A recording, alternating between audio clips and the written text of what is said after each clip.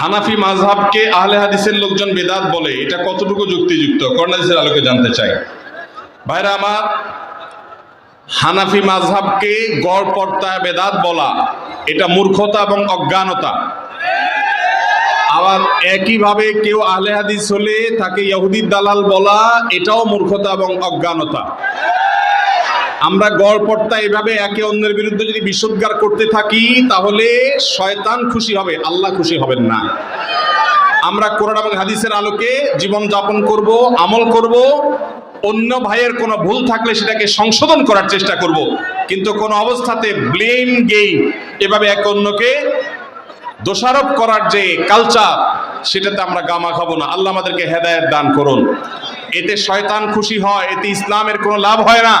আল্লাহর ওয়াস্তে নিজের আদর্শ প্রচার করতে গিয়ে আরেকজনকে আঘাত করা, তাচ্ছিল্য করা, তাকে ইসলাম থেকে খারিজ করে দেওয়া এবং ঢালাওভাবে গড়পড়তা এভাবে ফতোয়া দেওয়া, এটা মূর্খতা ছাড়া আর কিচ্ছু নয়। আল্লাহ আমাদেরকে হেদায়েত দান করুন।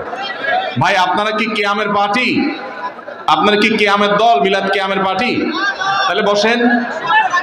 আপনাদের কি কোমরে ব্যথা আছে? না থাকলে বসেন। এ ভাই বসেন। সাইডে সবাই সাইডে ভাইদেরকে ধরে বসায় দেন। আবার লুঙ্গি ধরে টান দিয়েন না, সাইডে ধরে বসায় দেন, বসায় দেন। মাশাআল্লাহ মাশাআল্লাহ, ঠিক আছে ঠিক আছে ভাই, এই তো মাশাআল্লাহ বসে গেছে। বসে যান ভাই, দাঁড়ায় থাকলে পিছনে মানুষ দেখতে পায় না, বসে যান।